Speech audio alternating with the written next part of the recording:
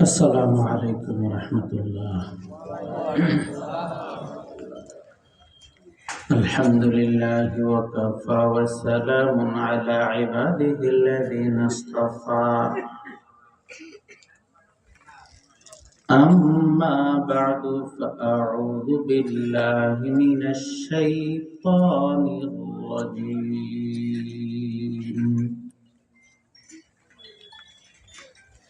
بسم الله الرحمن الرحيم.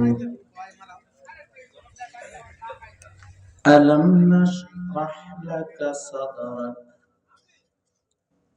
ووضعنا عنك وزرك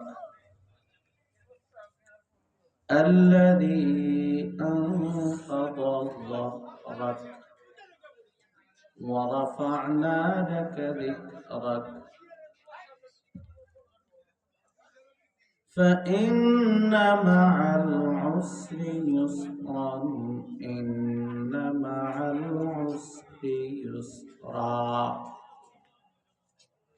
فإذا فرغت فانصب وإلى ربك فارغب. وقال رسول الله صلى الله عليه وسلم: لا يؤمن أحدكم حتى أكون أحب إليه من والده وولده والناس أجمعين.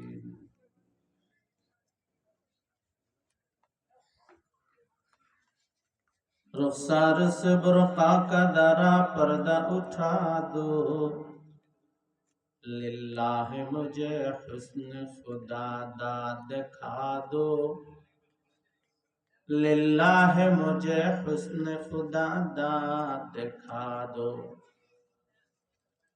ऐ बहर करम सदका हुसैन बिन अली का, ऐ बहर करम सदका हुसैन बिन अली का, प्यासा हो मगर शरबत दीदार पिला दो। मैं दूर हूँ मजबूर हूँ, आए सैयद आलम दीदार दिखाते नहीं आवाज सुना दो। जो लोग के कहलाते हैं सग तेरी गली के, इन लोगों की दफ्तर में मेरा नाम लिखा दो। नूरे मदीना হাফিজিয়া মাদ্রাসা কর্তৃক আয়োজিত আজকের এই বার্ষিক ওয়াজ মাহফিলের সম্মানিত সভাপতি, আমাদের অত্র এলাকার শ্রদ্ধাভাজন আলেম হযরত মাওলানা মিজানুর রহমান সাহেব,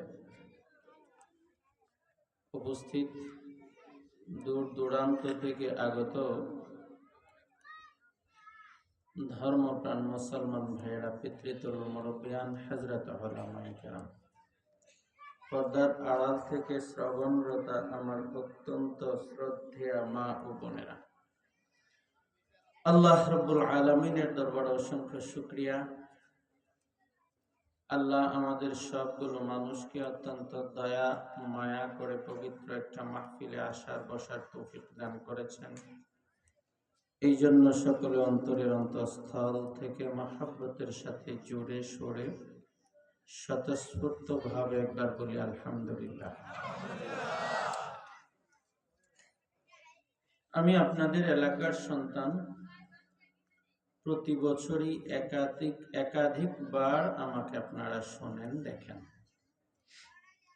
মূল আলোচক তো আমার আগে পরে যারা আছেন, আসছেন, আলোচনা করেছেন এবং করবেন। বলা যেতে পারে আমি আপনাদের কিছু সময় নষ্ট করব, কিছুক্ষণ কথা বলবো, চেষ্টা করব কিছু দিনই আলোচনা করতে, মুযাকারা, পুনরালোচনা বলতে পারেন। সে নিমিত্তে আমি আপনাদের সামনে পবিত্র কোরআনের ছোট্ট একটা সূরা তেলাওয়াত করেছি। এই সূরার মধ্যে আল্লাহ রাব্বুল আলামিন রাসূলকে সান্ত্বনাও দিয়েছেন, পুরস্কারের ঘোষণাও করেছেন, শান বা মর্যাদার আলোচনাও করেছেন। আল্লাহ রাব্বুল আলামিন এই ছোট্ট সূরার মাধ্যমে আমাদেরকে যেই কয়টা বিষয় বোঝাতে চেয়েছেন আমি সংক্ষেপে চেষ্টা করব আপনাদের সামনে এই আলোচনাটাকে একটু উপস্থাপন করতে। আল্লাহ রাব্বুল আলামিন বলেন, আলাম নাশরাহ লাকা সাদরাক, আমি কি আপনার বক্ষ উন্মুক্ত করে দেইনি, উন্মোচন করিনি, বিদীর্ণ করে দেইনি?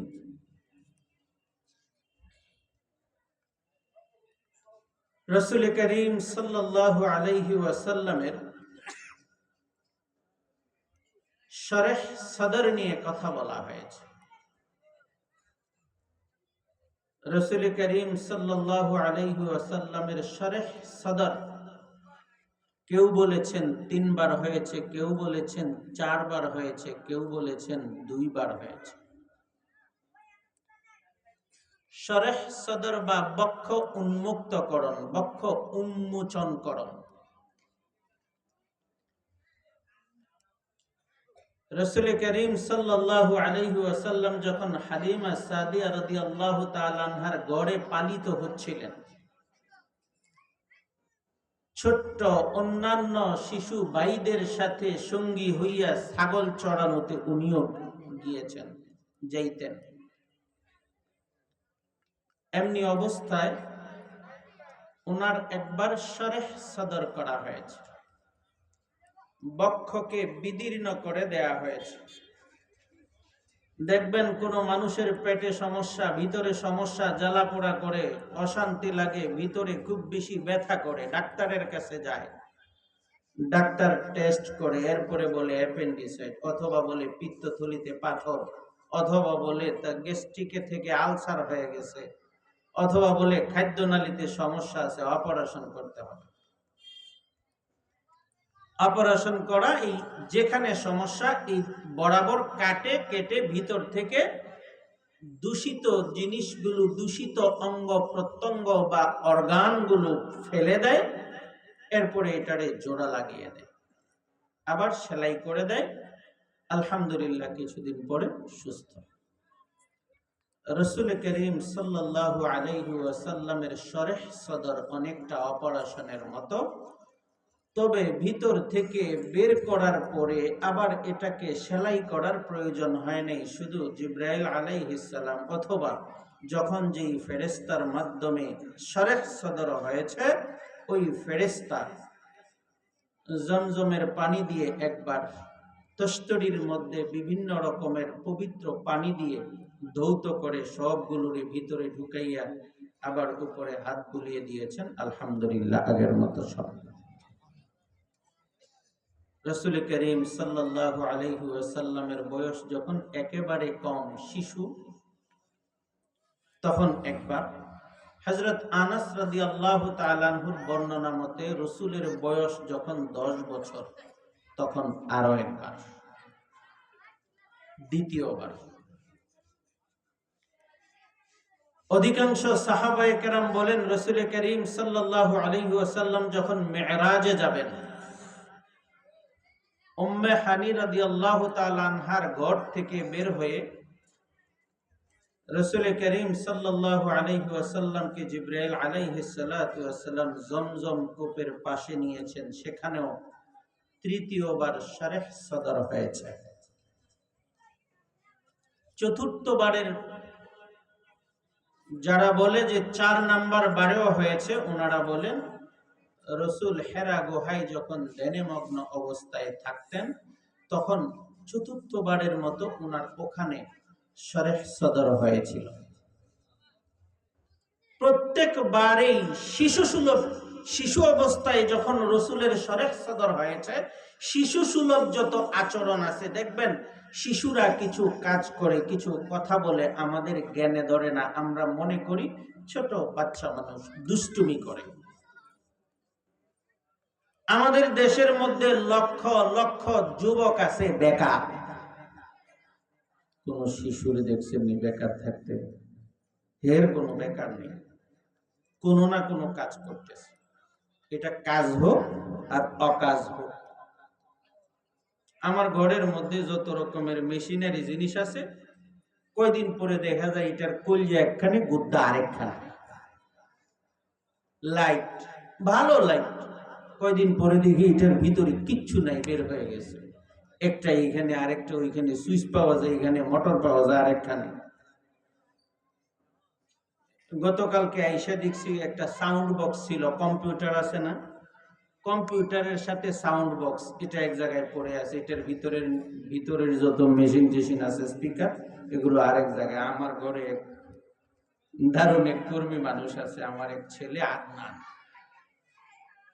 যেটা হাতের কাছে পায় এটাই, হাতের মধ্যে একটা স্ক্রু ড্রাইভার লইয়া এটারে খুলবো, মিকারে কি করে দেখবো, দেখে ওই অনুযায়ী হেও মাস্টারি করার চেষ্টা করি, কিন্তু শেষ পর্যন্ত সফল হয় না। অসংখ্য যুবক আমাদের দেশে বেকার আছে, কিন্তু কোনো শিশু বেকার নাই। সে কোনো না কোনো কাজ করবে, সেটা অকাজ হোক আর কাজ হোক।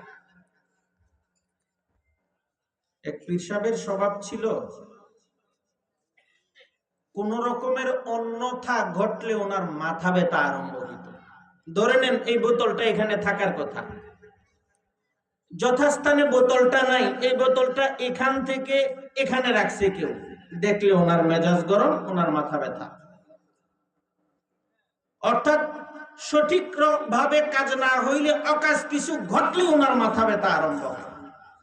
আর উনি তুসনাস আরম্ভ করে, খাদেমরে বকাঝকা আরম্ভ করে। এক মুরব্বী সাহেব গেছে নিজের ছেলেরে নিয়ে, ছেলে বেশি দুষ্টুমি করে, ছেলে যাতে দুষ্টুমি না করে এই জন্য দোয়া চাওয়ার জন্য গেছে হযরতের কাছে। আর ছেলেরে বুঝাইয়া নিয়ে গেছে, এই খবরদার, হুজুরের কিন্তু রাগ বেশি, তুই যে যাবি আমার সাথে, খবরদার হুজুরের সামনে কিন্তু বালা মানুষের মতো বসে থাকবি, দুষ্টুমি টুষ্টুমি করিস না। আর যদি দুষ্টুমি করস, হুজুরের যেই রাগ, এক আসার দিব তোরে শেষ করে দেব। ছেলে তো ওরে বাবা, এত যদি রাগ হয় তাইলে তো কিছু করা যাইতো না, দিয়ে একেবারে সাধুর মতো বসে বসে।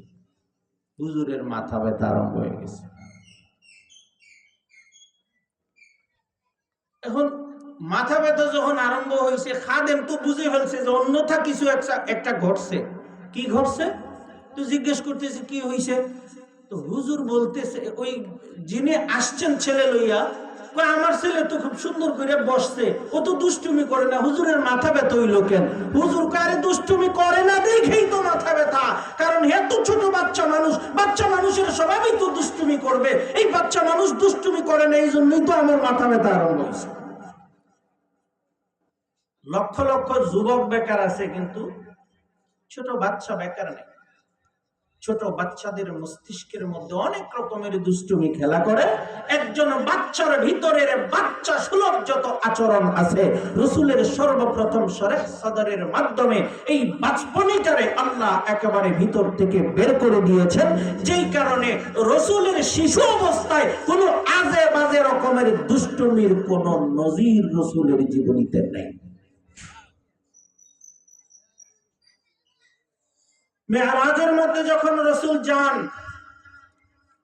10 বছর বয়সে যখন রসুলের শরহ সদর হয়েছিল, যৌবন প্রাপ্ত হওয়ার পূর্বক্ষণে যৌবনে এসে, যৌবনে মানুষ পদার্পণ করলে তার মনের মধ্যে যত রকমের কুধারণা আসে, যত রকমের কুমন্ত্রণা আসে, যৌবনে পদার্পণ করলে অথবা বয়সন্ধিকালের একজন মানুষের মধ্যে যত রকমের উচ্চাটন, মন উচ্চাটন হয়, ওই সমস্ত কিছুকে আল্লাহ রাব্বুল আলামিন রসুলের ভিতর থেকে বের করে দিয়ে 10 বছর বয়সে আবারও শরেহ সদর করেন এবং সর্বশেষ মেরাজে গমনকালে ঊর্ধ্বাকাশে প্রথম আসমান, দ্বিতীয় আসমান, তৃতীয় আসমান, সপ্ত আসমান, সপ্ত জমিন, আরশ, রসুল করিম সাল্লাল্লাহু আলাইহি ওয়াসাল্লাম সরাসরি আরশ দেখছেন, কুরসি দেখছেন, আল্লাহর সাথে সাক্ষাৎ হয়েছে, জান্নাত দেখছেন, জাহান্নাম দেখছেন। এই সব কিছু অবলোকন করার মতো পাওয়ার শক্তিশালী বানানোর জন্য সর্বশেষ শরেহ সদর আল্লাহ রাব্বুল আলামিন রাসূলকে করে দিয়েছেন। আলাম নাশরাহ লাকা সাদরাক, আমি কি আপনাকে বক্ষ বিদীর্ণ করে দিইনি? আপনার বক্ষটা আমি কি উন্মুক্ত করে দেইনি? ওয়াদা'না আনকা বিজরাক, আমি লাঘব করে দিয়েছি আপনার বোঝা। রাসূল সাল্লাল্লাহু আলাইহি ওয়াসাল্লামকে আল্লাহ রাব্বুল আলামিন বলতেছেন, আমি কি আপনার বোঝাকে লাঘব করে দেই নাই, বোঝাকে কমাইয়া দেই নাই, যেটা আপনার জন্য খুব কষ্টসাধ্য ছিল? ও ভাই, আল্লাহ রাব্বুল আলামিন রাসূলের বোঝাকে লাঘব করেছেন। এই বোঝা বলতে কোন বোঝার কথা বলেছেন? মুফাসসিরিন কেরামগণ এই কথার উপর একমত। হেরা গুহার মধ্যে রাসূলের উপর যখন কোরআন নাজিল করা শুরু হইল, রাসূল ভয়ে ভীত হয়ে গিয়েছেন, সন্ত্রস্ত হয়ে গিয়েছেন। আনুষ্ঠানিকভাবে রাসূলের উপর নবুয়তের দায়িত্বটা যখন দেওয়া হইল, রাসূল সাল্লাল্লাহু আলাইহি ওয়াসাল্লামের কাছে এই নবুয়তের দায়িত্বটা বড় বোঝার মতো মনে হইতেছিল। অনেকের কাছে ভাই দায়িত্ব দেখবেন বড় গুরু দায়িত্ব, এই দায়িত্বটা সঠিকভাবে পালন করতে পারবো কিনা। কেউ আছে অযোগ্য মানুষও বড় বড় পদে লড়ে, আবার কেউ যোগ্য হয়েও দেখবেন ছোট ছোট পদবিও নিতে রাজি না। আমাদের শেখ গাজীনগরী রহমতুল্লাহি আলাইহির সাথে বিভিন্ন জায়গায় অনেকবার সাক্ষাৎ হয়েছে। উনারে কোনোদিন ইমামতি করতে দেখি নাই এবং উনি কখনো কারোর ইমামতি করতো না, কারণ উনি সবসময় বলতেন যে আমার পিছনে যদি 50 জন নামাজ পড়ে, আমার পিছনে যদি 10 জন নামাজ পড়ে, আমার পিছনে যদি 15 জন নামাজ পড়ে, এই 15 জনের দায়িত্ব আমার উপর, 50 জনের দায়িত্ব আমার উপর, 100 জনের দায়িত্ব আমার উপর।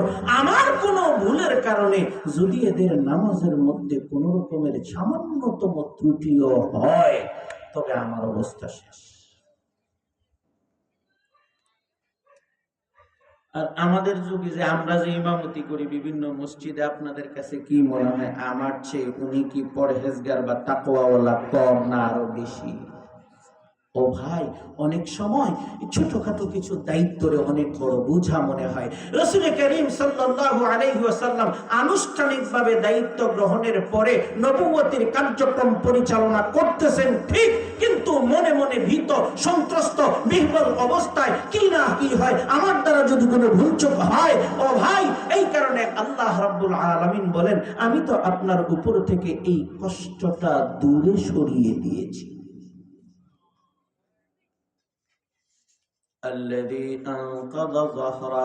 যেটা আপনার উপর অতিশয় দুঃসাধ্য ছিল, কষ্টসাধ্য ছিল।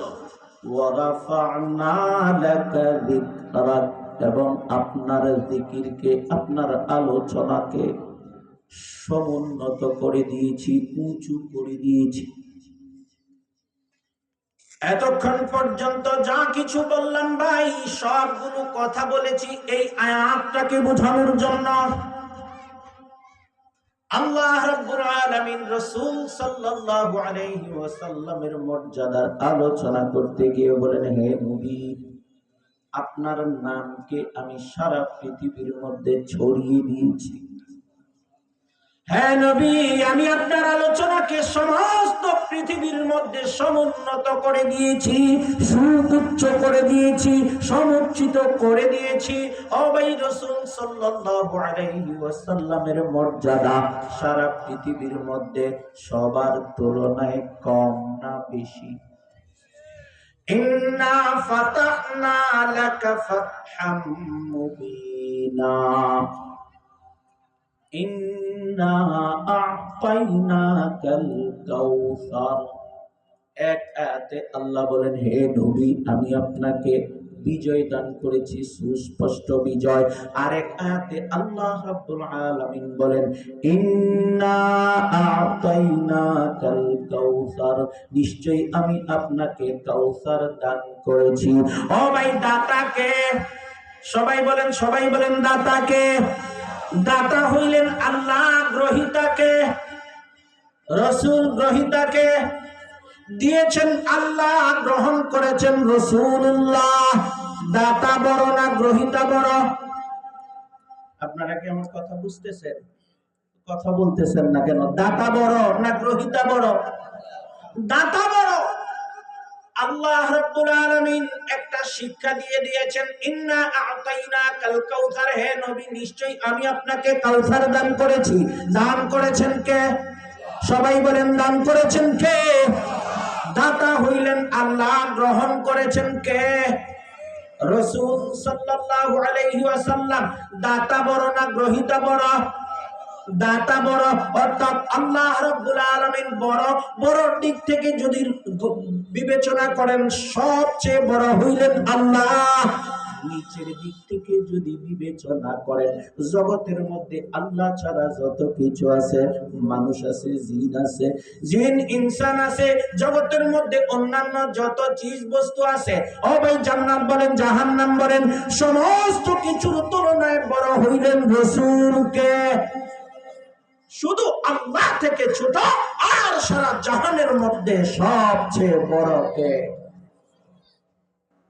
হে রাসূল, আমি আপনার নামকে সমুন্নত করে দিয়েছি সারা পৃথিবীর মধ্যে। ও ভাই, এমন কোন মুহূর্ত নাই, এমন কোন সেকেন্ড নাই যে সেকেন্ডের মধ্যে রাসূলের আলোচনা হয় না, রাসূলের নাম পৃথিবীর মধ্যে কেউ না কেউ উচ্চারণ করে না।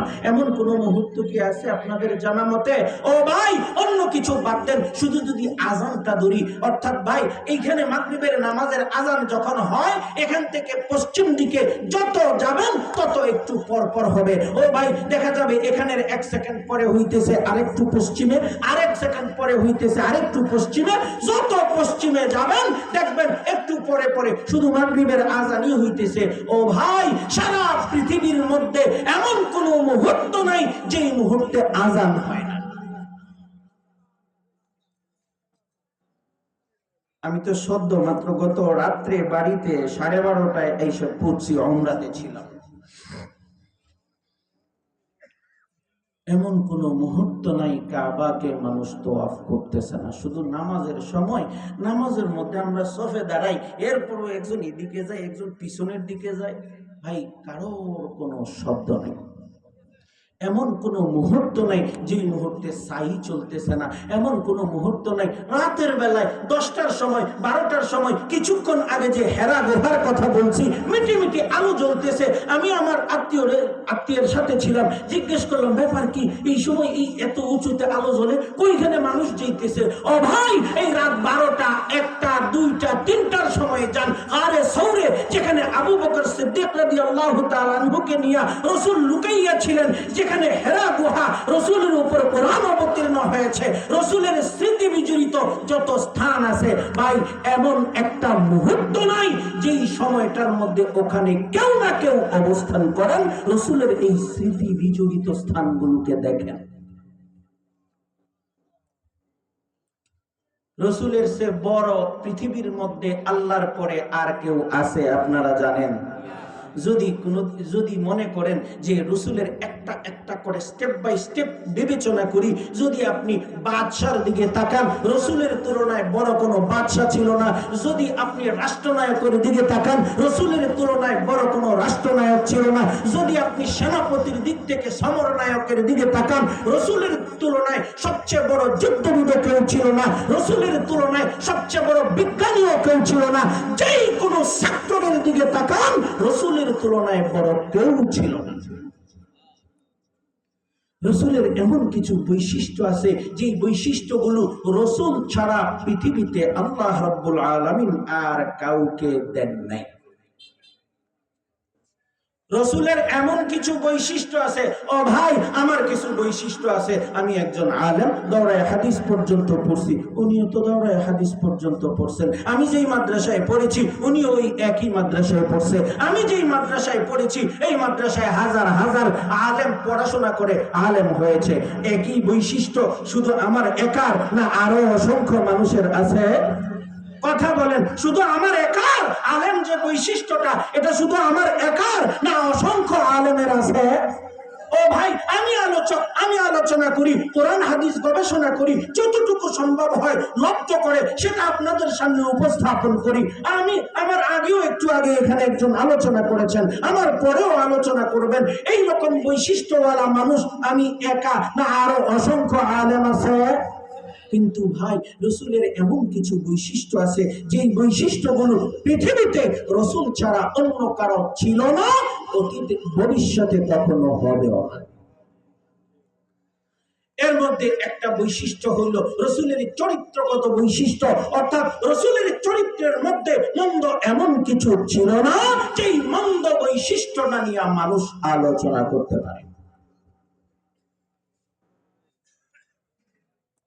রসুলের এমন কোন চারিত্রিক মন্দ বৈশিষ্ট্য ছিল না যেই বৈশিষ্ট্য নিয়ে মানুষ মন্দ আলোচনা করবে। ও ভাই, আজকাল কিছু নব্য নাস্তিকের দল রসুলের চরিত্র নিয়ে কটাক্ষ করে, কিন্তু তারা নিজেদের কথাই নিজেরাই ধরা পড়ে। কারণ নাস্তিকদেরই একজন না একজন এটা আবার উল্টাইয়া ফেলে। যেমনি ভাবে রসুলের যুগেও কিছু মানুষ যদি রসুলের নামে মিথ্যারোপ করত, তখন আরেকজন বলে উঠত, না না, মুহাম্মদ সম্পর্কে এইরকম বাজে কথা বলা যায় না, কারণ তার মধ্যে এইরকম বাজে কোনো স্বভাব নাই। সুতরাং তাদের কথার দ্বারাই তাদের এই কথাগুলো কেটে যেত। অর্থাৎ রসুলের জীবনে এমন কোনো মন্দ দিক ছিল না যে মন্দ দিকটা নিয়ে মানুষ মন্দ কথা বলতে পারবে। একেবারে এটা অকথ্য দলিল দ্বারা প্রমাণিত। 2 নম্বর হলো জনপ্রিয়তার দিক থেকে। জনপ্রিয়তার দিক থেকে রসুলের জনপ্রিয়তা সারা পৃথিবীর মধ্যে সর্বকালের জন্য সর্বশ্রেষ্ঠ, সবচেয়ে বেশি। কিছু খেলোয়াড় আছে দেখবেন, কিছু শিল্পী আছে, গায়ক আছে। মাইকেল জ্যাকসনের নাম আপনারা সবাই শুনছেন, সারা পৃথিবী ব্যাপী ওনার খ্যাতি ছিল।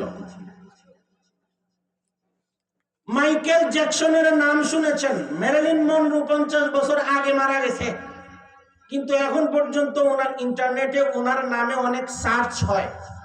মাইকেল জ্যাকসন যেদিন মারা যায় ওই দিন গুগলের সার্চ ইঞ্জিন অকেজো হয়ে গেছে। সারা পৃথিবী ব্যাপী এই মাইকেল জ্যাকসন যে মারা গেছে এই সংবাদ শুনে আশ্চর্য হয়ে গেছে। মাত্র 56 বছরের যুবক মারা গেছে, ওনার নামে শুধু সার্চ করতেছিল, ইঞ্জিন অকেজো হয়ে গেছে।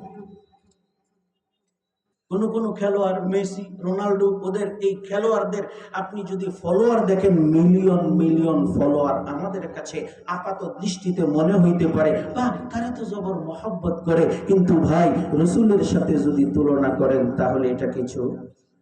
আজ থেকে 50 বছর আগে কোনো একজন ব্যক্তির নামে যদি কিছু জিজ্ঞেস করা হয়, তাহলে 50 বছর আগে যে খেলোয়াড় মারা গেছে আজকালকার জীবনে এই খেলোয়াড়ের নাম কেউ জানে, কেউ মুখস্থ করে রাখছে। অথবা আরেকটা দিক আসেন, বর্তমানে কিছু এক সময় সম্রাট ছিল সারা পৃথিবী ব্যাপী, বিভিন্ন রকমের কিছু প্রথিত যশা যারা প্রভাব বিস্তার করেছে, এমন কিছু লোক, জনপ্রিয় লোক পৃথিবীতে ছিল, তাদের নামে যদি এখন কোথাও কেউ দাঁড়াইয়া কোন রকমের কথা বলে, কুৎসা রটনা করে, তাহলে কেউ তাদেরকে মারবে, কিছু বলবে। এখন যদি মনে করেন সম্রাট আকবর নিয়া মঙ্গলকাটা বাজারের মধ্যে দাঁড়াইয়া কেউ আজে বাজে কথা বলা আরম্ভ করে, সম্রাট আকবর বড় ভালো মানুষ ছিল না, সম্রাট আকবরের ঘরের মধ্যে এই হিন্দু নারী রাখছে, তারপরে হিন্দু নারীর কথায় সে মূর্তি একটা আনছে, নতুন একটা ধর্ম আবিষ্কার করছে, যেই ধর্মটা আসলে মুসলিম ধর্মই ছিল না, দ্বীনে এলাহি নাম ছিল।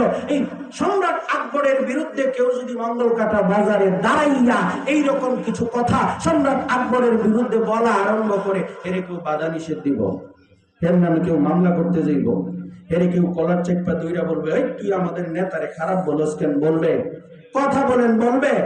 কিন্তু কি মনে হয় যদি মঙ্গল কাটায় দাঁড়াইয়া রসুলের নামে কিচ্ছু লাগবে না, ছোট্টখাট্ট একটা বদনাম দেয়, তাহলে কেউ কি এমনি বসে থাকবেন? কথা বলেন।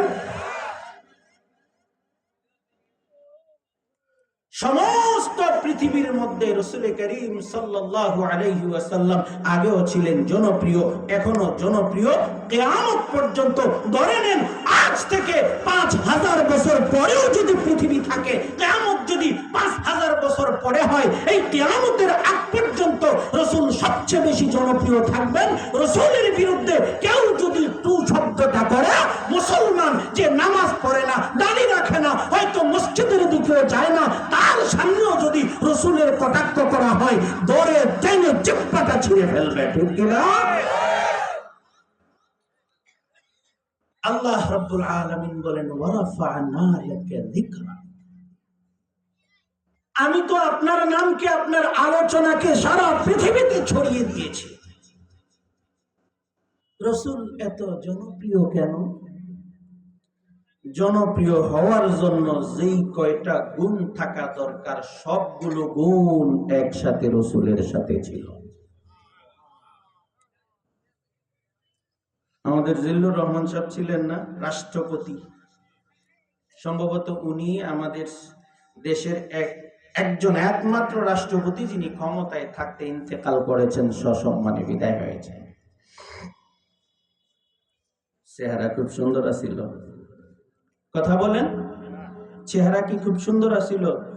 খুব বেশি উঁচা লম্বা? ছোট্ট, আমার এখানে চেহারাও খুব সুন্দর না। কিন্তু রাসূল করিম সাল্লাল্লাহু আলাইহি ওয়াসাল্লামকে আল্লাহ রাব্বুল আলামিন এমন এক সৌন্দর্য দিয়েছেন, মানুষ দেখলেই আকৃষ্ট হইয়া যেত। রাসূল হাঁটতেছেন, রাস্তা দিয়ে হাঁটতেছেন, হঠাৎ করে খাইমার মধ্যে, একটা তাঁবুর মধ্যে কিছু সংখ্যক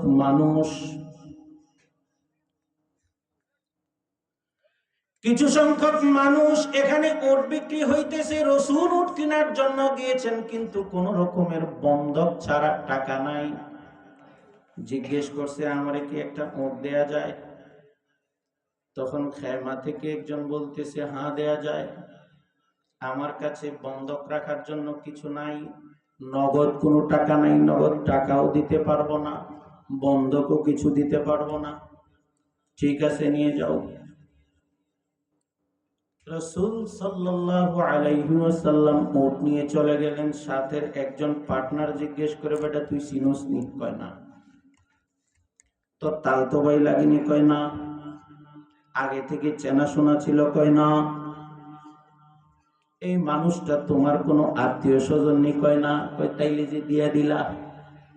কয় ভাই আমিও তো বুঝি নাই। ওই মানুষটা আমার কাছে আসছে, উট চেয়েছে, চেহারার দিকে এক নজর তাকাইছি, আমার ভিতরে কি হইছে আমি জানি না, সঙ্গে সঙ্গে দেওয়ার জন্য রাজি হইয়া গেছি। আল্লাহ রাব্বুল আলামিন রাসূলকে এমন এক সৌন্দর্য দিয়েছিলেন রে ভাই, এক নজর যেই ব্যক্তিটা রাসূলের দিকে তাকাইতো, সঙ্গে সঙ্গে আকৃষ্ট হইয়া যাইত। মনে হইতো, হায় এত সুন্দর চেহারা, এই চেহারার দিকে তাকাইলে অসংখ্য মানুষের ক্ষুধা নিবারণ হইয়া যাইত।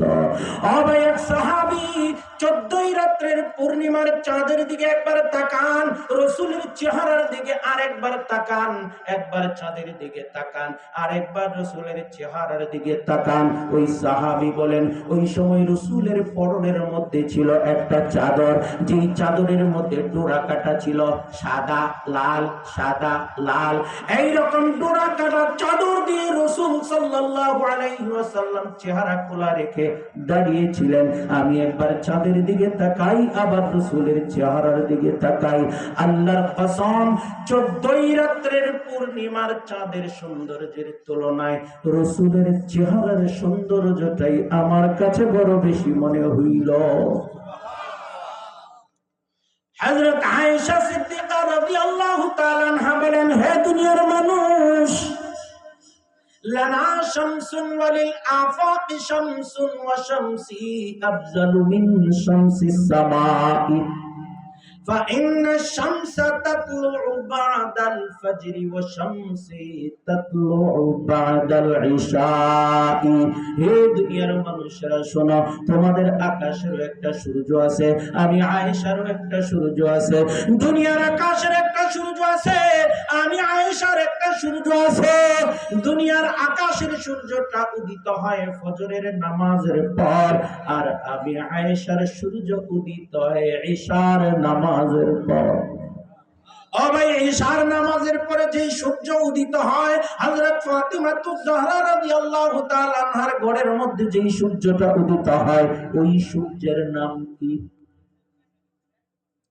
মুহাম্মদ সাল্লাল্লাহু আলাইহি ওয়াসাল্লাম। নাম কি? কথা বলেন, কথা বলেন, নাম কি? হযরত আয়েশা সিদ্দিকা রাদিয়াল্লাহু তাআলা আনহা বলেন, রাসূল অন্ধকার রজনীতে যখন আমার ঘরের মধ্যে পদার্পণ করতেন, আমার ঘরের মধ্যে আসার পরে রাসূল সাল্লাল্লাহু আলাইহি ওয়াসাল্লামের চেহারায় জ্বলজ্বল করতে থাকা আলোর মধ্যে আমি আয়েশা আমার হারানো সুইটা খুঁজে পাইতাম। আমি আয়েশা রাসূলের চেহারা মোবারকের সামনে নিয়ে সুইয়ের পিছন দিক দিয়ে সুতা ঢুকাইতে পারতাম। বর্তমানে ভাই বিশ্ব সুন্দরী প্রতিযোগিতা হয়, নাম শুনছেন তো? বেহায়াপনা প্রতিযোগিতা। একজন নারীর শরীরের মধ্যে যা কিছু আছে সবকিছু প্রদর্শন করে সুন্দরী প্রতিযোগিতার মধ্যে উত্তীর্ণ হতে হয়। ও ভাই, এই রকম দলা ফকফকা অসংখ্য সুন্দরী, ধরে নেন 100 সুন্দরীরে যদি একটা রুমের মধ্যে আবদ্ধ করে, এরপরে যদি ভাই রুমের মধ্যে যত লাইট আছে বৈদ্যুতিক লাইট সবগুলো যদি অফ করে দেওয়া হয়, এরপরে কোদাল নিয়ে কোদালের ছিদ্র খুঁজে বাইর করার চেষ্টা করলে সম্ভব? কথা বলেন, কথা বলেন, সম্ভব? হযরত আয়েশা সিদ্দিকা রাদিয়াল্লাহু তাআলা আনহা বলেন, রাসূলের চেহারা মুবারকের সামনে নিয়ে সুইয়ের পিছনে সুতা ঢুকাইতে পারতাম। রাসূল কত সুন্দর ছিলেন। ও ভাই, আল্লাহ রাব্বুল আলামিন রাসূল সাল্লাল্লাহু আলাইহি ওয়াসাল্লামকে জনপ্রিয়তা বেশি দান করেছেন। জনপ্রিয় হওয়ার একটা কারণ ছিল রাসূল সাল্লাল্লাহু আলাইহি ওয়াসাল্লামের সৌন্দর্য। রাসূলের মধ্যে যেমনি ভাবে সৌন্দর্য ছিল, তেমনি ভাবে ভালো বিশ্বস্ত ছিল। রাসূলের নাম ছিল মুহাম্মদ। মুহাম্মদ অর্থ হইল অধিক প্রশংসিত। রাসূলের প্রশংসা যে সে করত, ও ভাই শুধু মুসলমান নয়, বেঈমান কাফেররা পর্যন্ত রাসূলের প্রশংসা করত। জগতের সবগুলো মানুষ রাসূলকে বেশি বিশ্বাসও করত। কারণ ভাই রাসূল সাল্লাল্লাহু আলাইহি ওয়াসাল্লামের মধ্যে এমন গুণ ছিল, মক্কার মুশরিকরা যারা রাসূল সাল্লাল্লাহু আলাইহি ওয়াসাল্লামের বিরুদ্ধাচরণ করতেন, যারা রাসূলকে ঈমানের দাওয়াত দেওয়ার কারণে বিরুদ্ধাচরণ করত, দেশ ছাড়া করত, কিন্তু তারাই বলেছে আল আমিন, বিশ্বস্ত, তুমি সব সময়কার জন্য বিশ্বস্ত। ও ভাই, টাকা পয়সা এমনকি নিজের মেয়েকে পর্যন্ত রাসূলের কাছে আমানত রেখে দিতেন। লক্ষ লক্ষ টাকা। আজকাল তো ভাই আমাদের দেশের মধ্যে বাহিরের মানুষ বাদ দেন, এক ভাই আরেক ভাইরে বিশ্বাস করে না। একই পরিবারের মধ্যে থাকে, একজন আরেকজনরে বিশ্বাস করে না। যদি বিশ্বাসই থাকে তাইলে সাইলের ড্রামের মধ্যে তালা মারা লাগে কার জন্য? কথা বলেন। চাউলের ড্রামে তালা মারে না? এক ভাই আরেক ভাইরে 1 লাখ টাকা 1.5 লাখ টাকা দিতে বিশ্বাস করে, অনেকেই বিশ্বাস করে না। এক ভাই যেখানে এক ভাইকে বিশ্বাস করে না, এক পরিবারের মধ্যে শাশুড়ি যেখানে বৌমাকে বিশ্বাস করে না, বৌমা যেখানে শাশুড়িকে বিশ্বাস করে না, জামাই বেচারায় ওই বউরে কিছু দিতে শাশুড়িকে বলে না, যদি শুনে খবর আছে, আবার মারে দিতে বউরেও বলে না, যদি জানে খবর আছে। রাসূল সাল্লাল্লাহু আলাইহি ওয়াসাল্লাম মক্কা থেকে মদিনায় চলে যাবেন হিজরত করে। আনন্দ ভ্রমণ না আল্লাহর হুকুমে যাবেন? কথা বলেন, আনন্দ ভ্রমণে না আল্লাহর হুকুমে? আল্লাহর হুকুমে যাবেন। ও ভাই, রাসূল করিম সাল্লাল্লাহু আলাইহি ওয়াসাল্লাম হযরত আলী রাদিয়াল্লাহু তাআলা আনহুকে মক্কার মধ্যে রেখে গেলেন। হে আলী, আমার কাছে কিছু আমানত আছে, এই আমানত গুলো তোমারে দিয়ে গেলাম। 3 দিন পর্যন্ত তুমি এই আমানত, যার যেই আমানত তার সেই আমানতটা তার কাছে তুমি পৌঁছাইবে। ও ভাই, এই যেই মক্কার মুশরিকরা রাসূলের বিরুদ্ধাচরণ করলো, যেই মক্কার মুশরিকরা রাসূলকে তাড়িয়ে দিতেছে, যেই মক্কার মুশরিকদের জ্বালাতন সহ্য করতে না পেরে রাসূল হিজরত করে চলে যাচ্ছেন, আমরা যদি এই সুযোগ পাইতাম, আরাম যারা তুই আমার বিরোধিতা করস, খরচ তো লইয়া বাগলাম। কিন্তু রাসূল সাল্লাল্লাহু আলাইহি ওয়াসাল্লাম পলায়ন করেন নাই। আমানতগুলো আমানতের মতো হযরত আলী রাদিয়াল্লাহু তাআলা আনহুর মাধ্যমে গচ্ছিত আমানত যার সম্পদ তার কাছে পৌঁছে দেওয়ার ব্যবস্থা করে। অতঃপর রাসূল সাল্লাল্লাহু আলাইহি ওয়াসাল্লাম হিজরতের দিকে রওনা করলেন। এই যে বিশ্বাস, এটা রাসূলকে এক বাক্যে, বিনা বাক্য ব্যয় প্রত্যেকটা মানুষ বিশ্বাস করত। রাসূল সাল্লাল্লাহু আলাইহি ওয়াসাল্লামের উপর এমন একটা অগাধ বিশ্বাস প্রত্যেকটা মানুষের ছিল।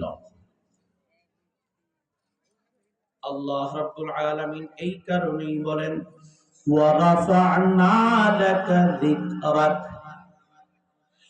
জগতের মধ্যে রাসূল সাল্লাল্লাহু আলাইহি ওয়াসাল্লামকে আল্লাহ রাব্বুল আলামিন এমন কিছু বৈশিষ্ট্য দিয়েছেন, যে বৈশিষ্ট্যগুলো অন্য কোন মানুষের মধ্যে ছিল না। জগতের মধ্যে আগেও কেউ এমন গুণওয়ালা আসেন নাই, পরেও কেউ আসবে না।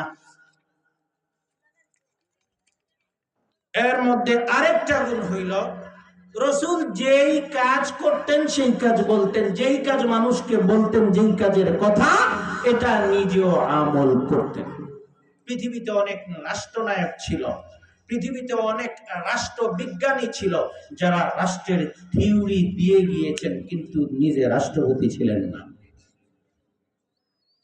রাষ্ট্র কিভাবে চালাইতে হবে তত্ত্ব দিয়ে গিয়েছেন, থিওরি দিয়ে গিয়েছেন, কিন্তু জীবনে কোনোদিন নিজে রাষ্ট্রপতি ছিলেন না, নিজে রাষ্ট্র চালান নাই। কিন্তু রাসূলের দিকে তাকান, রাসূল সাল্লাল্লাহু আলাইহি ওয়াসাল্লাম মানুষকে রাষ্ট্র পরিচালনার জ্ঞান দিয়েছেন, ধারণা দিয়েছেন, থিওরি দিয়েছেন। পাশাপাশি রাসূল আমল করে রাষ্ট্রপতি হইয়া দেখিয়েও দিয়েছেন। যুদ্ধ পরিচালনার জ্ঞান, কিভাবে যুদ্ধ পরিচালনা করতে হবে, জিহাদ কিভাবে পরিচালনা করতে হবে, সেনাপতির কি কি গুণ থাকবে, রাসূল এটা থিওরিতেও দিয়ে দিয়েছেন। আবার সেনাপতি হইয়া যুদ্ধ পরিচালনার মাধ্যমে আমল করে দেখিয়েও দিয়েছেন। আমাদের স্বভাব হইল নিজে অন্যেরটা খাই, কিন্তু অন্য মানুষকে বলি এই কাম করা যায় না, বেদব বেদে না, মসজিদ গুলো ছিঁড়া খায় না, ফালাই দিই, কই না তুইও খা আমারও দে। বুঝেন নাই? বেদব বেদে না, কই মসজিদ গুলো ছিঁড়া খায় না, করতে ফালাইয়া দেই, কই না ফালাইস না, তুইও খা আমারও দে। একজনকে জিজ্ঞেস করতেছে, কি গো, আমি তো বিদেশে ছিলাম, অনেকদিন পরে আসছি, তো আপনার মেয়ের নাকি বিয়ে দিয়ে দিছেন? কহ দিছি। আপনার ছেলেও নাকি বিয়ে করাইছেন? কহ করাইছি। তো কইতে ছেলের বউ কেমন পাইলেন আর মেয়ের জামাই কেমন পাইলেন? কই বাবা কইও না, বাবা কইও না, আমি তো একেবারে সোনার জামাই একটা পাইছি। আমার মেয়ে জামাই যে ফজরের পরে ওনারে কিচ্ছু কোয়া লাগে না, নিজ উইটা, আমার মেয়ে তো মশারিটা পর্যন্ত টানানি লাগে না, উইটা কোনো কিছু করা লাগে না, বেটায় নিজে নিজে চাটা বানায় আমার মেয়েরে খাওয়ায়। বিদেশ যে থাকে, টাকা পয়সা আমরারও দেয়, আমরার ফ্যামিলিও চালায়, বেটার ফ্যামিলিও চালায়। কিন্তু অজাত পাইছি একটা, এই আমার বউ যে নবাবের বেটি, ফজরের ভোরে ঘুম থেকে ওঠে না, 8টা পর্যন্ত ঘুমিয়ে থাকে। চিন্তা করছেন, একই মহিলা নিজের মেয়ের বেলায় বলে কি আর অপরের মেয়ের বেলায় বলে কি? আমার ছেলেটাও বড় অজাত, এ কামাই করে বিদেশ থেকে আমরা কিছু দেয়, আবার এর হুর বাড়িতে কিছু টাকা পাঠায়। আরেক বেটাই যখন তোমার বাড়িতে পাঠায় তখন সোনার জামাই, আর নিজের ছেলে যখন এর শ্বশুর বাড়িতে দেয় তখন অজাত।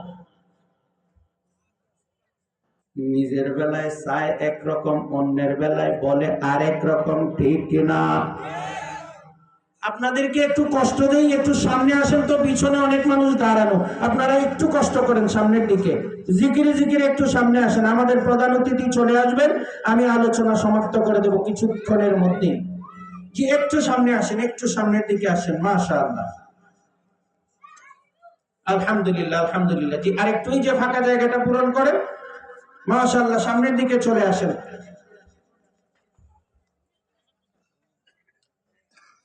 জি কেউ পিছনে যাবেন না, দয়া করে সকলে বসে যান।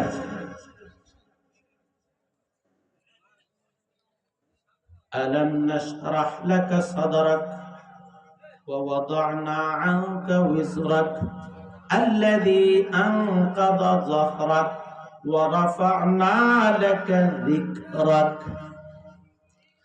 আল্লাহ রাব্বুল আলামিন বলেন, হে নবী, আমি আপনার আলোচনাকে সারা পৃথিবীর মধ্যে সমুন্নত করে দিয়েছি, সুউচ্চ করে দিয়েছি। ও ভাই, পৃথিবীর মধ্যে এমন কোন জায়গা নাই, এমন কোন ক্ষণ নাই, এমন কোন সময় নাই যেই সময়ের মধ্যে অসংখ্য অসংখ্য মুখ থেকে রসুলের নাম উচ্চারিত হইতেছে না, ঠিক কিনা? রাসূল সাল্লাল্লাহু আলাইহি ওয়াসাল্লামকে আল্লাহ এত বেশি বড় বানিয়েছেন, সৌন্দর্যের দিক থেকেও সবচেয়ে বেশি সুন্দর, রাষ্ট্রনায়কের দিকে সবচেয়ে বড় রাষ্ট্রনায়ক, সমরনায়কের দিক থেকে বড় সমরনায়ক। ও ভাই, রাসূল সাল্লাল্লাহু আলাইহি ওয়াসাল্লামকে আল্লাহ রাব্বুল আলামিন এমন এমন গুণ দিয়েছেন। রাসূলের গুণ সম্পর্কে আল্লাহ রাব্বুল আলামিন পবিত্র কোরআনের মধ্যে বলে দিয়েছেন, খুলুকিন আযীম, ইন্নাকা লাআলা খুলুকিন আযীম, নিশ্চয়ই আপনি অনুপম চরিত্রের অধিকারী। ও ভাই, রাসূলের চরিত্র কেমন ছিল ভাই? চরিত্র তিনটা প্রকারের। কয় প্রকারের? একটা হইল খুলুকে হাসান, আর একটা হইল খুলুকে আহসান। একটা হইল খুলুকে হাসান, আর একটা হইল খুলুকে আহসান। ও ভাই, ইংরেজিতে একটা গোড আছে না, গোড ভালো, বেটার, খুব ভালো, বেস্ট, সব থেকে ভালো। আল্লাহ রাব্বুল আলামিন এই তিন রূপের কোন রূপ ব্যবহার করেন নাই, বরং আল্লাহ রাব্বুল আলামিন বলেন, ইন্নাকা লাআলা খুলুকিন আযীম, নিশ্চয়ই আপনি অনুপম চরিত্রের অধিকারী। খুলুকে আযীম এমন একটা শব্দ ব্যবহার করেছেন ভাই, যেই শব্দটা পৃথিবীর অন্য কোন মানুষের বেলায় যায় না। একমাত্র রসুলের চরিত্র সম্পর্কে, রসুলের স্বভাব সম্পর্কে আল্লাহ রাব্বুল আলামিন সাফাই গাইতে গিয়ে বলেন, ইন্নাকা লাআলা খুলুকিন আযীম। ও ভাই, রসুলের চরিত্র সম্পর্কে হাদিসের মধ্যে অসংখ্য ঘটনা রাজি আছে। রসুল জীবনে কোনো মানুষের উপর আক্রমণ করেন নাই, রসুল জীবনে কোনো মানুষের উপর প্রতিশোধ নেয় নাই। রসুলকে আক্রমণ করার জন্য আসছে, রসুলের স্বভাব চরিত্র দেখে মুসলমান হয়ে চলে গেছে। অসংখ্য ঘটনা এমন আছে, ঠিক কিনা? কথা বলেন।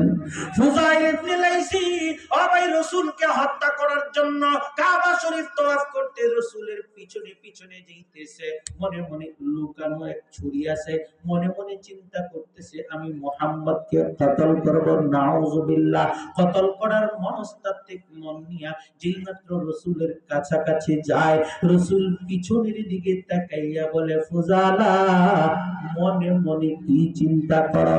ফুজালা বলে, আমি আল্লাহর নাম জপতেছি, অন্য কিছু বলতেছি না, করতেছি না।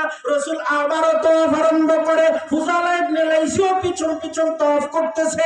আবার রাসূলকে হত্যা করার জন্য যেই মাত্র রাসূলের কাছাকাছি যায়, ফুজালা ইবনে লাইসির দিকে ফিরে রাসূল আবারও জিজ্ঞেস করেন, ফুজালা, মনে মনে কি চিন্তা করো? ফুজালা বলেন, আমি আল্লাহর নাম জপতেছি, তওয়াফ করতেছি। রাসূল আবার তওয়াফ আরম্ভ করেন। ফুজালা ইবনে লাইসিও তওয়াফ করতেছে, সুযোগ খুঁজতেছে, আবারও কাছাকাছি যায়। আবার রাসূল পিছনের দিকে তাকাইয়া বলে, ফুজালা মনে মনে কি চিন্তা করো? ফুজালা ইবনে লাইসি বলে, না আমি কিছুই চিন্তা করি না। রাসূল সাল্লাল্লাহু আলাইহি ওয়াসাল্লাম হাঁটি হাঁটি পা পা করে ফুজালা ইবনে লাইসির কাছাকাছি আসে। এরপরে ফুজালা ইবনে লাইসি বলেন, রাসূল আমার দিকে আসলেন, আমার বরাবর দাঁড়াইলেন, আমার নাক রাসূলের নাক বরাবর। এমনি তো দেখা যায় রাসূল একটু খাটো, কিন্তু যখন সামনাসামনি যাই রাসূল আমাদের তুলনায় একটু বড়। আমি রাসূলের নাক বরাবর দাঁড়াইছি, আমার সিনা রাসূলের সিনা বরাবর, আমার চেহারা রাসূলের চেহারা বরাবর। রাসূল সাল্লাল্লাহু আলাইহি ওয়াসাল্লাম সিও হাত কানা আমার বুকের মধ্যে একটু ধারণ করলেন। আল্লাহর কসম, এই হাত কানা আমার বুকের মধ্যে আইনা লাগানোর সাথে সাথে আমার কেমন যেন মনে হয়েছে, আমি জানি না, যে আমি কিছুক্ষণ আগে এই মুহাম্মদকে কতল করার জন্য এসেছিলাম।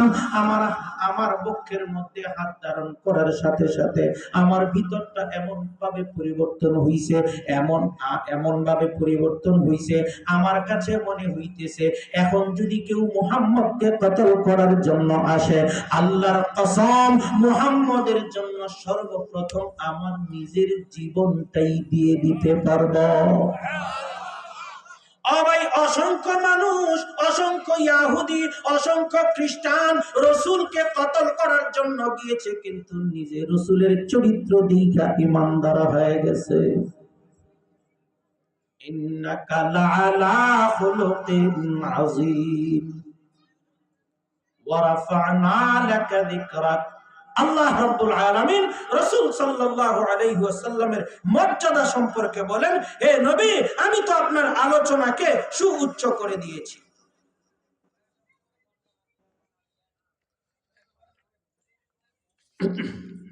এরপরে আল্লাহ রাব্বুল আলামিন বলেন, ইন্না মাআল উসরি ইউসরান, ইন্না মাআল উসরি ইউসরা, প্রত্যেক কষ্টের সাথেই সুখ রয়েছে।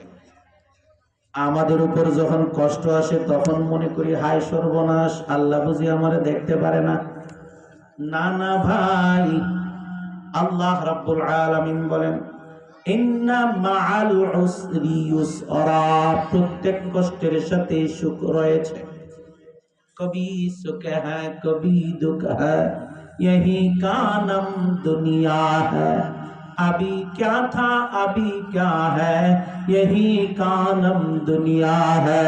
और भाई এই দুনিয়ার মধ্যে কখনো সুখ আসবে, আবার কখনো কষ্ট আসবে। কষ্ট দিয়ে আল্লাহ রাব্বুল আলামিন পরীক্ষা করেন, সুখ দিয়েও আল্লাহ রাব্বুল আলামিন পরীক্ষা করেন। সুখের দেখা পাইলে আল্লাহ ভোলা যাবে না, দুঃখের মধ্যে পড়লেও আল্লাহ ভোলা যাবে না। সুখেও বলতে হবে আল্লাহ আমার রব, কষ্টের সময়ও বলতে হবে আল্লাহ আমার রব। ও ভাই, আমাদেরকে যখন আল্লাহ কোনো কষ্ট দেন, আমার হঠাৎ করে গরু মারা গেছে, আমার হঠাৎ করে ছেলে মারা গেছে, আমার হঠাৎ করে মুরগ মারা গেছে, আমার হঠাৎ করে ফসল নষ্ট হয়ে গেছে, একবার ফসল করছি দানা ভিতরে থাকতেই বৃষ্টি এইসব নষ্ট করে দিয়েছে, আল্লাহরে গালিগালাজ আরম্ভ করে। অনেক মানুষ আছে ভাই, এমন কিছু মানুষ আছে, আল্লাহ রাব্বুল আলামিন বলেন, ওয়ালা নাবলুওয়ান্নাকুম বিশাইইম মিনাল খাউফি ওয়াল জু'i ওয়া নাকসিম মিনাল আমওয়ালি ওয়াল আনফুসি ওয়াস সামারাত ওয়া বাশশিরিস সাবিরিন। আমি মানুষদেরকে পরীক্ষা করব কিছুটা ভয়ভীতি প্রদর্শনের মাধ্যমে, ফল ফসলাদি বিনষ্টের মাধ্যমে, জান এবং মালের ক্ষতির মাধ্যমে। হে নবী, আপনি তাদেরকে সুসংবাদ দেন। ওয়াবাশশিরিস সাবিরিন, কাদের জন্য সুসংবাদ? ধৈর্যশীলদের জন্য সুসংবাদ। আল্লাহর পক্ষ থেকে কষ্ট আসছে, ধৈর্য ধারণ করতে হবে। আল্লাহর পক্ষ থেকে সুখ আসছে, গড্ডালিকা প্রবাহে গা ভাসানো যাবে না। আমরা তো ভাই সুখের দেখা পাইলে কই আমি অর্জন করছি, কষ্টের মধ্যে পড়লে কই আল্লাহ আমারে দেখতে পারে। কথা বলেন ঠিক কিনা? আমরা যদি সুখের দেখা পাই তাইলে মনে করি কি আমি বিদেশ গেছি, সম্পদ অর্জন করছি, সুখের দেখা পাইছি। আমি কষ্ট করছি, পরিশ্রম করছি, সম্পদ অর্জন করছি, সুখের দেখা পাইছি। আর যখন কষ্টের মধ্যে পড়ি তখন দুঃসারাটা আল্লাহরে দিয়ে দেই। ও ভাই, কষ্ট দেওয়ার মালিক কে? কথা বলেন, কথা বলেন, কষ্ট দেওয়ার মালিক কে? সুখ দেওয়ার মালিক কে? টাকা দেওয়ার মালিক কে? সম্পদ দেওয়ার মালিক কে? সম্পদ ছিনাইয়া নেওয়ার মালিককে। গত কিছুদিন আগে আমি উমরায় যাওয়ার কথা ছিল সেপ্টেম্বরে, কিন্তু আপনারা ফেসবুকের মাধ্যমে অনেকেই দেখেছেন আমার একটা ছেলে হয়েছে। ছেলে জন্মের যেদিন জন্মগ্রহণ করছে পরদিন থেকেই হাসপাতাল, প্রথমে সুনামগঞ্জ সদর হাসপাতাল, ওখান থেকে ট্রান্সফার করে দিয়েছে আমাদের সিলেট উসমানীতে, তারপরে দীর্ঘদিন আইসিইউতে ছিল। 13 দিনের মাথায় ছেলেটা মারা গেছে। দোয়া করেন আপনারাও। আমার ফেসবুক স্ট্যাটাস যারা দেখছেন তারা বুঝতে পারছেন যে আলহামদুলিল্লাহ, আমি বলেছি আল্লাহর এই বিচারে আমি সম্পূর্ণ সন্তুষ্ট আছি। এবং এই ছেলেটা হওয়ার আগ পর্যন্ত, জন্মের পূর্বক্ষণ পর্যন্ত আল্লাহর কাছে অনেক বলছি আমার 4 ছেলে আছে, এবার যেন আল্লাহ একটা মেয়ে দেয়। মেয়ে দেন নাই, আল্লাহ ছেলে দিয়েছেন, এটার উপর আল্লাহর সাথে কোনো রাগ গোসা নাই, বরং আল্লাহর যেটা সুন্দর এটা আমারও সুন্দর, ঠিক কিনা? ছেলে দেওয়ার মালিককে, মেয়ে দেওয়ার মালিককে। যদি কাউরে আল্লাহ ছেলে দেয় একটার পর একটা, রাগ করা যাইব? একটার পর একটা মেয়ে দিছে, রাগ করা যাইব? তাইলে মেয়ের বাবা যে অনেক সময় তালাকের ঘোষণা দিয়ে দেয়, এই একটার পর একটা 4টা হইছে, এবার যদি 5 নাম্বার হয় তোর ঘরে মেয়ে হয় তাইলে কিন্তু শেষ, বাপের বাড়িতে পাঠাই দিব, বলে না অনেকে। ছেলে দেওয়ার মালিককে।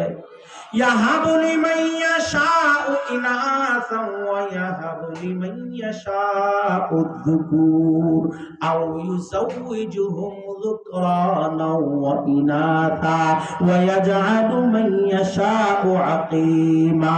ছেলে দেওয়ার মালিক আল্লাহ, মেয়ে দেওয়ার মালিক আল্লাহ। আল্লাহ রাব্বুল আলামিন বলেন, জগতের মানুষ আমি যার ইচ্ছা তারে মেয়ে সন্তান দেই, যার ইচ্ছা তারে ছেলে সন্তান দেই, যার ইচ্ছা তারে ছেলে মেয়ে উভয়টাই দান করি। ওয়ায়াজালু মাইয়াশাউ আকীমা, যাকে ইচ্ছা তাকে ছেলেও দেই না মেয়েও দেই না, চিরতরে বান্দা বানায়া দেই। কারোর কিছুর ক্ষমতা করা আসেনি, কিছু করার ক্ষমতা আছে? আন্দোলন করলে কোনো কাজ হবে না ভাই, আন্দোলন করলে কোনো কাজ হবে না। আল্লাহ যখন যেটা দেন, যখন যেটা কেড়ে নেন, দেওয়ার মধ্যে আলহামদুলিল্লাহ, কেড়ে নিলেও আলহামদুলিল্লাহ, ঠিক কিনা? ও ভাই, আল্লাহ সুখ দেওয়ার মালিক, আল্লাহ দুঃখ দেওয়ার মালিক, ঠিক কিনা? আল্লাহ যদি আমাদেরকে সুখ দেন তাহলেও আলহামদুলিল্লাহ, আল্লাহ যদি আমাদেরকে দুঃখ দেন তাহলেও আলহামদুলিল্লাহ। কবি সুখ হ্যায় কবি দুঃখ হ্যায়, यही গানম দুনিয়া হ্যায়। ও ভাই, এই জগৎটা এমন, এটাই দুনিয়া। এই দুনিয়ার মধ্যে কখনো সুখ আসবে, আবার কখনো দুঃখ আসবে। দুঃখ আসলেও বলতে হবে আলহামদুলিল্লাহ, সুখ আসলেও বলতে হবে আলহামদুলিল্লাহ। মানুষের মধ্যে এমন কিছু মানুষ আছে, যখন টাকা পয়সা যখন বেশি হয় তখন মনে করে আল্লাহ আমারে খুব পছন্দ করছে, আবার যখন সম্পদ একেবারে নেই, গরিব দরিদ্র, তখন কয় আল্লাহ আমারে দেখতে পারে না। আল্লাহ রাব্বুল আলামিন বলেন, কাল্লা, না রে বান্দা না, আমি আল্লাহ যখন তোমারে কষ্টের মধ্যে বিপদে পড়ি তখন মনে করবা আমি তোমারে পরীক্ষা করি, আর যখন তোমারে সম্পদ দেই, ঐশ্বর্য দান করি, তখনও বুঝবা আমি তোমারে পরীক্ষা করি। দেওয়ার মালিকও আমি আল্লাহ। ও মেম্বারের দল, ও চেয়ারম্যানের দল, তোমার এই মেম্বারই আল্লাহর দেওয়া। চেয়ারম্যানের দল, তোমারও চেয়ারম্যানিটা আল্লাহর দেওয়া। জনগণ ভোট দিয়ে শুধু উপলক্ষ করছে মাত্র, ঠিক কিনা?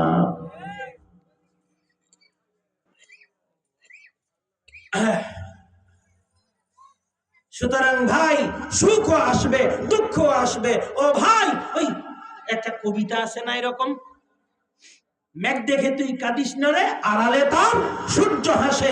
যদি তুমি মেঘ দেখো অন্ধকারাচ্ছন্ন হইয়া যাও, তখন তুমি কাঁদিও না, কারণ এই মেঘের আড়ালে সূর্য হাসতেছে। কিছুক্ষণ পরে যখন মেঘ কেটে যাবে তখন সূর্য জ্বলজ্বল করে জ্বলবে।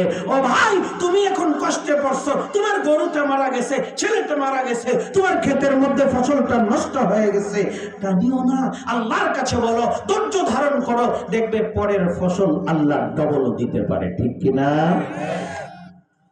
এরপরে আল্লাহ রাব্বুল আলামিন বলতেছেন, ফাইদা ফারাগতা ফানসাব ওয়া ইলা রাব্বিকা ফারগাব। কাজের ফাঁকে ফাঁকে যখন অবসর পাবেন তখন আল্লাহরে বেশি বেশি করে পরিশ্রম করেন আর আল্লাহরে স্মরণ করেন। ও ভাই, কাজের ফাঁকে ফাঁকে যখন সুযোগ পাও, এটা আমাদেরকে বলছে না, রবিকে বলছে? আমাদেরকে তো বলা হইল সব সময় আল্লাহ রাব্বুল আলামিন আমাদেরকে দুনিয়াতে পাঠাইছেন ইবাদতের জন্য, মূল কাজ ইবাদত করা। এই ইবাদতের ফাঁকে ফাঁকে আবার রাসূলের কাজ ছিল দাওয়াতের কাজ। দাওয়াতের কাজে যদি আবার একটু ফুরসত মিলে বেশি বেশি আল্লাহর নামে তাসবিহ জপন করার কথা বলা হয়েছে, মনোনিবেশ করার কথা বলা হয়েছে। ও ভাই, যিকরুল্লাহর কথা বলা হয়েছে, আল্লাহর নাম বেশি বেশি করে স্মরণ করার কথা বলা হয়েছে। আল্লাহরে যত বেশি স্মরণ করবা, আল্লাহর কাছে বেশি দামি হইয়া যাইবা। আল্লাহ রাব্বুল আলামিন বলেন, ফাযকুরুনি আযকুরুকুম, তোমরা আমাকে স্মরণ করো, আমি আল্লাহ তোমাকে স্মরণ করব।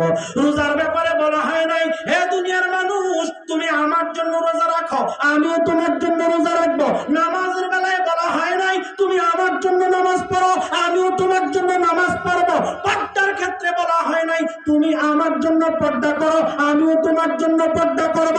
একটা ইবাদত এমন আছে ভাই, যে ইবাদতটার নাম হলো যিকরুল্লাহ। যিকরুল্লাহ সম্পর্কে আল্লাহ রাব্বুল আলামিন বলেন, হে দুনিয়ার মানুষ শোনো, তুমি আমি আল্লাহরে স্মরণ করো, আমিও তোমাকে স্মরণ করব। ফাযকুরুনি আযকুরুকুম, আমি আল্লাহরে তুমি স্মরণ করো, আমিও তোমাদেরকে স্মরণ করব। তুমি সব সময় আমারে স্মরণ করবা, আমি তোমার বিপদে স্মরণ করব। ও ভাই, যিকরুল্লাহর কত দাম!